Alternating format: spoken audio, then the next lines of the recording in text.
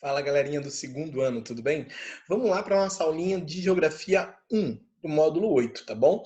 Essa é a segunda etapa das nossas aulas gravadas, eu vou ficar com vocês aqui por mais um tempinho, alguns módulos, serei eu dando aula para vocês. E algumas coisas importantes que eu vou falar para vocês. Como vocês já imaginam, cada professor tem uma estrutura diferente. E no meu caso, eu não tenho a estrutura de quadro, eu não tenho um computador que seja muito bom para que eu tenha um monte de recursos, né? Eu não tenho, enfim, tenho muitas limitações para poder gravar essas aulas para vocês. Mas estou aqui e vamos gravar da melhor maneira possível, né? Da melhor maneira que fique sendo algo possível para mim e para vocês, tá bom?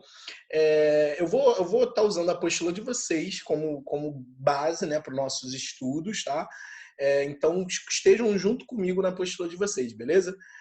Vou estar dando tanto Geografia 1 quanto Geografia 2 para vocês durante essa segunda etapa das nossas aulas gravadas, tá bom? Então, vamos lá. Primeiramente, vamos espelhar aqui a minha tela com as de vocês para que vocês consigam ver as minhas anotações sobre esse conteúdo. Beleza. Galerinha, o módulo 8 de vocês vai falar sobre o processo de urbanização brasileira, ou seja, como que o Brasil, né, se tornou, né, como é que as cidades do Brasil surgiram, tá bom? O que acontece?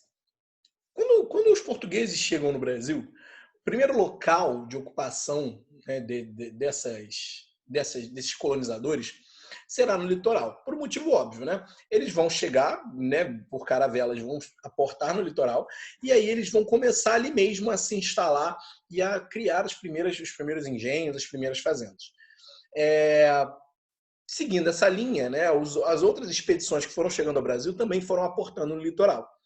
O primeiro litoral a ser ocupado foi o da Bahia, né, da cidade de Porto Seguro, porque Porto Seguro vai ser a porta de entrada desses portugueses no Brasil, né? Então, por isso que o nome é Porto Seguro, porque foi a primeira cidade onde eles pisaram aqui em terras brasileiras. Então, a Bahia, né, Porto Seguro, Ilhéus, Salvador, vão ser as cidades mais antigas do Brasil. Por quê? Porque são os primeiros locais de ocupação, né, desses colonizadores. Tá? Salvador vai ser a primeira capital do Império Brasileiro, vai ser a primeira capital dessa colônia, será Salvador, né? Durante muito tempo, até depois ser transferida para o Rio de Janeiro. A gente tem que lembrar também, como o mapa aqui do lado mostra para você, que nessa época ainda existia, né, o chamado Tratado de Tordesilhas, que era aquele tratado que dividia entre, né, Espanha e Portugal os novos territórios que fossem sendo descobertos, beleza? Os territórios descobertos, né, na porção leste, né, ou seja, a direita, né, todo novo território descoberto entre Portugal e Espanha seria dividido no meio, e a porção à direita, a leste, seria pertencente a Portugal, e a porção à esquerda, né, a oeste, seria pertencente à Espanha, ok? Esse tratado ele não vai durar muito tempo, porque vai chegar um certo momento, lá em meados do século XVII, século XVIII, que a Espanha vai abrir mão, né? Pelo menos no caso do Brasil, ela vai abrir mão da parte dela do território brasileiro, e aí Portugal vai dominar todo o território. Mas até mesmo pela questão do Tratado de Tordesilhas, a ocupação se deu principalmente nas cidades do litoral. Você repara, né, que nesse nosso mapa as primeiras cidades estão ilustradas aqui nessa região aqui de litoral, ok? Bem, aqui, todas essas cidades foram cidades colonizadas ainda durante, né, o processo de ocupação portuguesa, tá bom? Seguindo em frente, vamos falar um pouco sobre a urbanização em si. O que é urbanização? Quando se fala de urbanização, você está falando daquele processo que transforma uma área que antes era rural, ou seja, que era uma área considerada de interior, em uma área urbana, ou seja, com prédios, carros, cidades, etc. Tá bom? Isso é o que nós denominamos como urbanização. Tá bom? E quando que a gente pode dizer de fato que uma área está urbanizada? Quando a gente olha no horizonte e já não consegue mais ver tantos elementos naturais como antes. Quando a gente passa a ver mais elementos construídos pelo homem do que elementos naturais de fato. Tá bom? Beleza, galera? Então, dito que era urbanização e as cidades brasileiras, vamos seguir em frente aí no nosso conteúdo, tá bom? A população no Brasil ela é majoritariamente urbana, ou seja, boa parte, né, do território da população brasileira vive em grandes cidades, ok? A gente vê aqui nesses gráficos, né, nessas tabelas, quando que a população rural, a população urbana ultrapassa a rural. Observe bem aqui, em 1940, bem nesse ponto aqui, nós temos uma população rural muito grande, uma população urbana bem pequena, na casa dos 30%. Quando a gente chega entre 1960 e 1970, né, bem aqui, essa população se cruza, ou seja, a população urbana se iguala à população rural. E dali para frente, os efeitos são opostos, né? A população urbana vai crescer muito, né? Aqui a gente vê em 2010 que mais de 80% da população brasileira vive em área urbana, e a população rural vai cair bastante, chegando a praticamente 10% da população apenas vivendo em área rural, tá bom? Olha só, por que isso aconteceu, né? Por que as pessoas saem das áreas rurais e vão para as áreas urbanas? Vários motivos, tá? Mas nesse período aqui, entre 1960 e 1970, né, quando aconteceu essa transição no Brasil, um dos principais fatores foi a chamada Revolução Verde, bem nesse período aqui. O que é a Revolução Verde? É a inserção de máquinas, insumos, né, a substituição da mão de obra humana, né, nas áreas rurais, tá? Então, o cara que antes, né, trabalhava numa lavoura, que precisava de 20 homens, né, para poder movimentar uma produção, agora esses 20 homens vão ser substituídos por 2 máquinas, né? Então, ao invés de eu empregar 20 pessoas, eu vou empregar apenas 2, que vão ser as 2 que vão operar essas máquinas. O restante da galera que ficou desempregada, eles tinham que voltar a trabalhar de alguma forma. E cada vez mais o interior do Brasil ia se modernizando. Cada vez mais as vagas de trabalho no interior ficavam escassas. Somado a isso, existiam vários movimentos nessa época de posse de terras. As pessoas que, até mesmo a galera que era de subsistência, ou seja, que era dona da própria produção, que era uma produção bem pequena, até mesmo essa galera acabou perdendo muito, né, por conta dessa Revolução Verde. As pessoas chegavam e tomavam as suas terras por meio de dívida, né? Os pequenos produtores, para tentar acompanhar as grandes indústrias, compravam máquinas caríssimas e depois não conseguiam pagar. Então, eles tinham que vender suas terras para pagar essas dívidas. Tá? Então, essa Revolução Verde ela foi positiva por um lado, porque inseriu tecnologia, mas ela foi negativa, né? Muito negativa, por conta da perda dos postos de trabalho e também pela questão do uso dos insumos, né? Foi aí que chegaram os agrotóxicos, os fertilizantes, que fazem tão mal à nossa saúde aí indiretamente, tá bom? Chegando no próximo gráfico, esse gráfico aqui embaixo, a gente vê o número de pessoas que residem em áreas rurais e o número de pessoas que residem em áreas urbanas. A gente vê que hoje, né, no período atual, né, em 2010, né, que foi o último dado coletado, a gente vê que existe uma diferença absurda entre a população rural, que está aqui no roxo mais claro, e a população urbana, que está nesse roxo mais escuro. Tá? Antes que essa dúvida surja, por que a gente está sempre usando números de 2010? Porque todos esses dados são obtidos através do censo. E o censo é feito a cada 10 anos. O último foi em 2010. O próximo seria agora em 2020. Né? Mas agora com essa questão aí da pandemia, provavelmente esse censo deve ser adiado para o ano que vem. Né? Então, ao invés de ser feito esse ano, deve ser feito só ano que vem. Então, ainda em 2020, a gente vai estar trabalhando com os dados do censo de 2010, tá bom? Somente de 10 em 10 anos, porque é um trabalho realmente, né, muito árduo, né? Você coletar dados de toda a população brasileira não é uma tarefa muito fácil, por isso que é feito de 10 em 10 anos, tá bom? Seguindo em frente aqui, no próximo gráfico, a gente vê o seguinte, a porcentagem, né, quantos por cento de determinadas áreas são urbanizadas em relação a outras. Se você pegar o Brasil hoje, né, o Brasil tem 84,4% de todas as suas áreas urbanizadas, né, de todas as suas regiões urbanizadas. A gente repara que esse índice ele é maior no Sudeste, no Sul e no Centro-Oeste, ok? Você repara muito bem que aqui, ó, as cidades menos urbanizadas, né, as cidades que têm o menor número de pessoas em áreas urbanas, são o Norte e o Nordeste. Por quê? Porque são aquelas áreas que vão ter um desenvolvimento do trabalho manual, vão ser aquelas áreas onde vão ter menos indústrias, onde, principalmente na região norte, vão ser áreas de interior, existe a floresta amazônica, que impede, né, o avanço de várias áreas urbanas. Agora, no Sudeste, praticamente toda a região Sudeste é urbanizada, 92,9%, 93% do Sudeste, né? Você tira ali umas partes do norte do estado, né, o extremo interior, né, de algumas cidades que não são urbanizadas. O Centro-Oeste também, boa parte. Isso se deu por conta da construção de Brasília também. Né? A construção de Brasília levou muito, né, ajudou muito ao crescimento dessas cidades do Centro-Oeste. Tá bom? E o sul do Brasil, porque é a região, uma das regiões que tem, né, o maior desenvolvimento humano, e isso puxa, de fato, né, isso puxa, de fato, né, a região sul, isso vai puxar muito, eu volto à página, essa questão da urbanização. Tudo bem?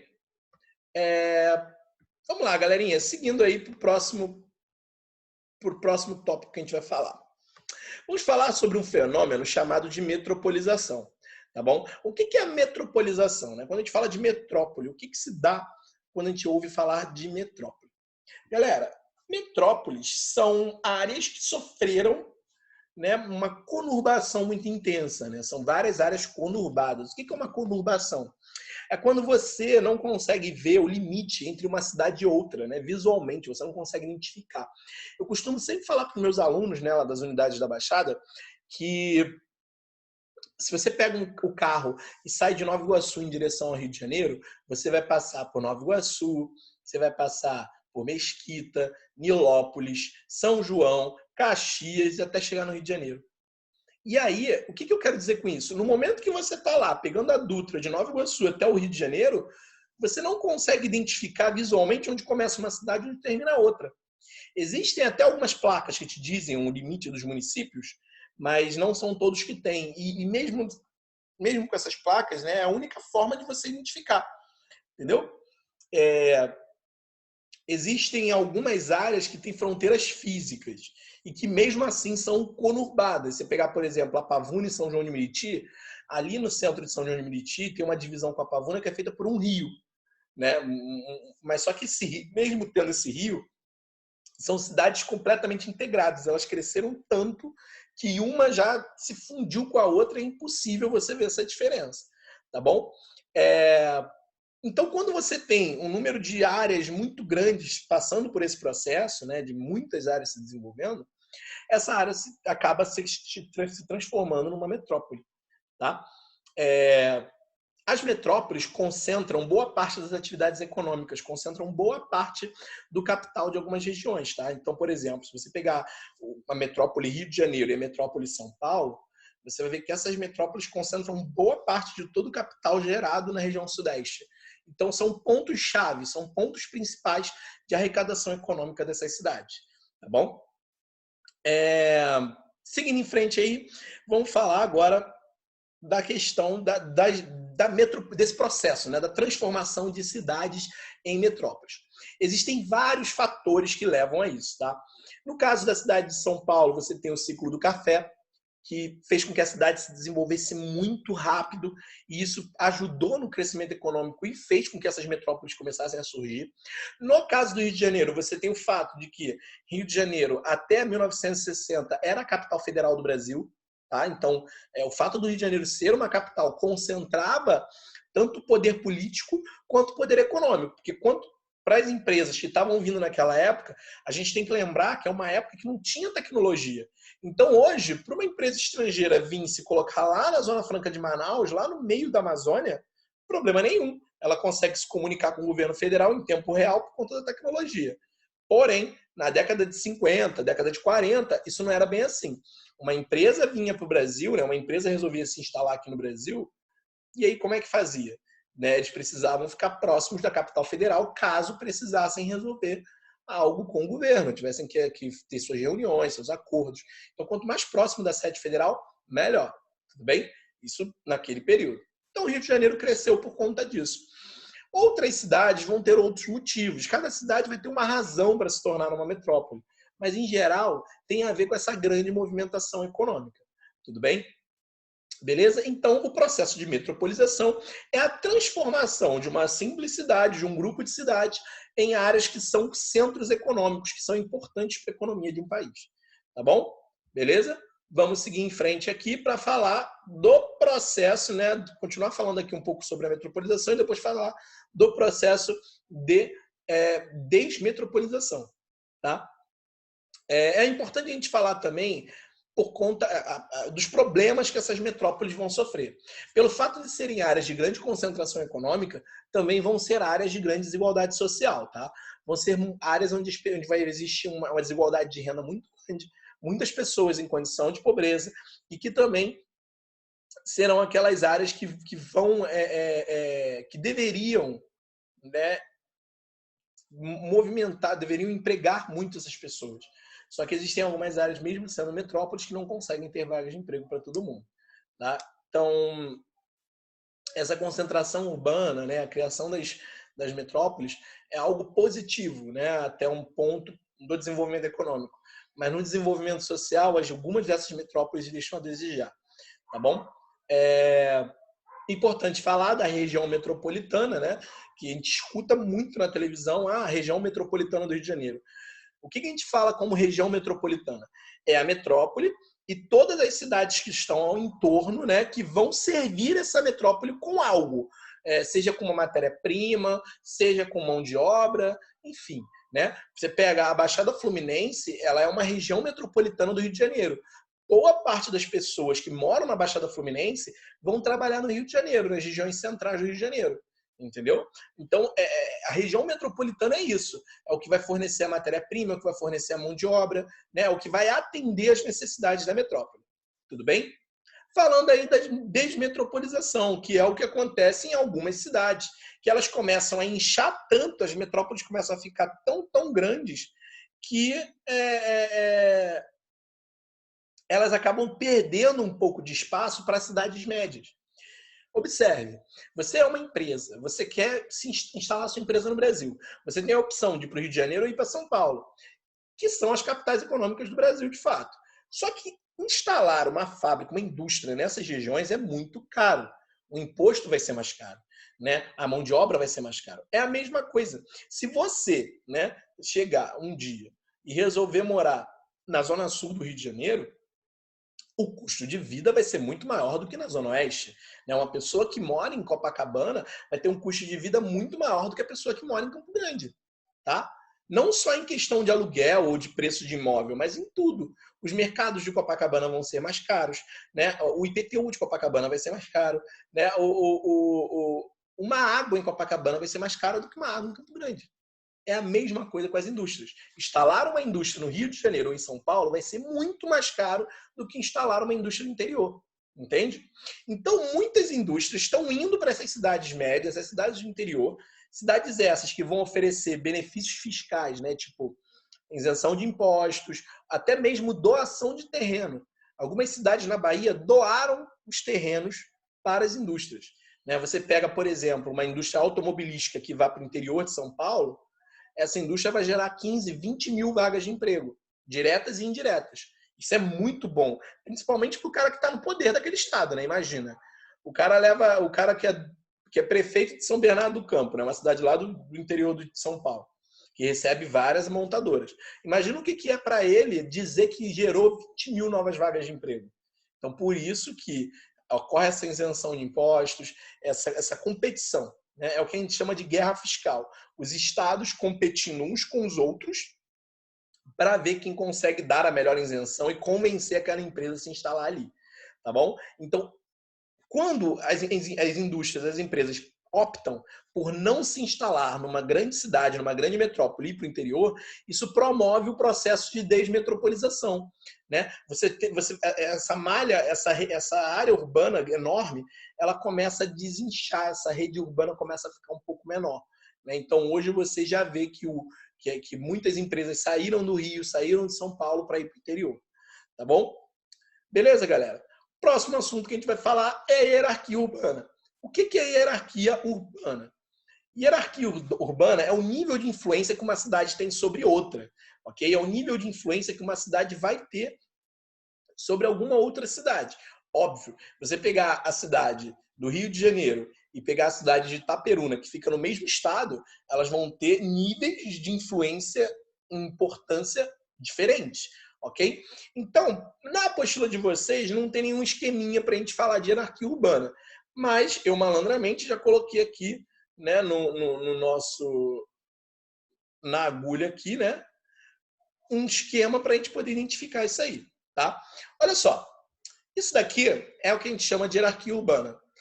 Só que ela tem dois modelos. O modelo clássico, né, que é esse daqui, que foi utilizado por muito tempo, tá? Onde você tem uma linha totalmente vertical, uma linha de influência totalmente vertical, né? Onde metrópoles nacionais. O que são metrópoles nacionais? Rio de Janeiro, São Paulo, tá?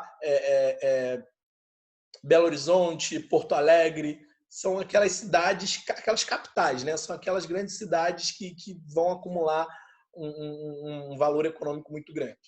O que é a metrópole regional? Né? É quando você tem um polo, né? Você pegar ali um polo de produção sobre alguma coisa. Vamos lá, vamos pensar. Você pega a região centro-oeste, né? A região centro-oeste do Brasil, que é um polo de produção de soja. Então, as cidades ali, a cidade de Goiânia, por exemplo, vai ser uma metrópole regional de toda a região centro-oeste que vai produzir aquela soja. Entendeu? Então, a metrópole regional são as cidades que têm uma influência a nível regional apenas. O centro regional são as capitais em geral. Todas as capitais, né, de estados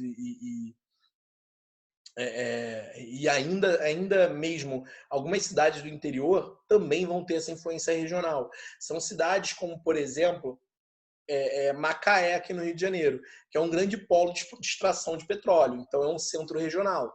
Ele concentra ali, né, uma boa parte da economia de toda a região dos lagos. Né?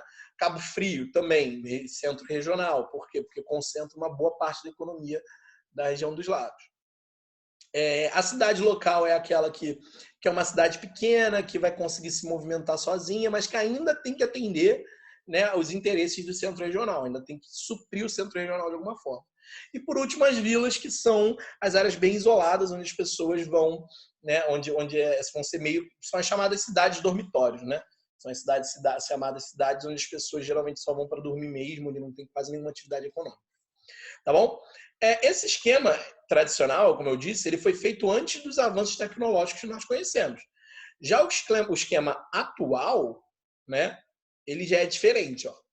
Aqui, a metrópole nacional ela só tem poder de influência na metrópole regional. A metrópole nacional ela não pode interferir na vila, não pode interferir na cidade local. Já no esquema clássico, no esquema atual, pode. A metrópole nacional ela interfere em todos os outros níveis. E por que isso mudou? Por conta dos avanços tecnológicos, que permitiram uma comunicação mais rápida e mais direta entre a metrópole nacional e as outras cidades. Tá bom? Beleza? Então, isso é a hierarquia urbana. Beleza? Desculpa. Então, beleza, galera. Vamos voltar lá para a nossa apostila, tá? Onde ele vai te dar uma melhor ideia de como aplicar essa questão da hierarquia urbana. Tá bom? Deixa eu subir aqui mais. Beleza. Então, galera, é o nível de influência. Acima da metrópole nacional existem as cidades globais, as metrópoles globais. Que aí a gente entra no Brasil somente como Rio de Janeiro e São Paulo, tá bom? São as duas únicas metrópoles globais que nós temos no Brasil. A grande metrópole nacional do Brasil é São Paulo. São Paulo é a grande capital econômica do país, tá? Então a gente chama ela de grande metrópole nacional. Agora, as metrópoles nacionais em geral, você tem o Rio de Janeiro, Brasília, essas cidades têm uma importância muito grande. Tá bom?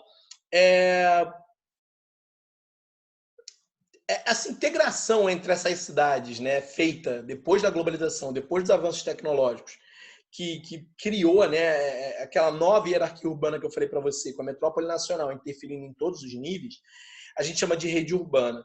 Tá? É quando, independente do nível de influência, as cidades elas se conectam de alguma forma direta ou indiretamente, tá? Às vezes algo que é produzido em Manaus vai ser consumido aqui no Sudeste. Então isso é um tipo de integração em rede a longa distância, sabe? Então, tipo assim, essa rede urbana do Brasil, hoje a gente pode ver nessa imagem, né, essa imagem de 2007, a gente vê que essa rede urbana do Brasil é extremamente conectada, desde os municípios mais do interior até os municípios do litoral.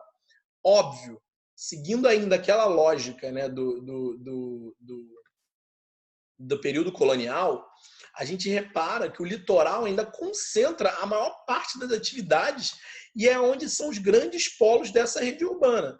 Tá? Isso é natural, óbvio, porque, né, foi aqui onde tudo começou. Mas a gente percebe que, por exemplo, Manaus já tem uma importância muito grande na região ali norte. Ok? Por quê? Por conta da instalação da Zona Franca de Manaus, por exemplo. Cada uma das cidades, cada uma dessas regiões vai ter algum polo demarcado nessas áreas maiores, né, que vai ser importante na confecção dessa rede urbana. Tudo bem, galera? Beleza? Pessoal, fico por aqui, tá? Espero que não tenha ficado nenhuma dúvida. Vou pedir para vocês realizarem esses exercícios aí conceituais, né, exercícios contextualizados, para que vocês possam fixar esse conteúdo, ok? Não percam as aulas ao vivo. Lá você consegue tirar todas as dúvidas. O professor vai falar dessa matéria com vocês novamente, vai repassar essa matéria com vocês novamente, tá? E até a próxima aula aí, né? Até a nossa Geografia 2, até o módulo 9, até a nossa próxima aula que a gente vai ficar um tempinho junto, tá bom? Valeu, galerinha. Beijo, abraço e até a próxima, tá?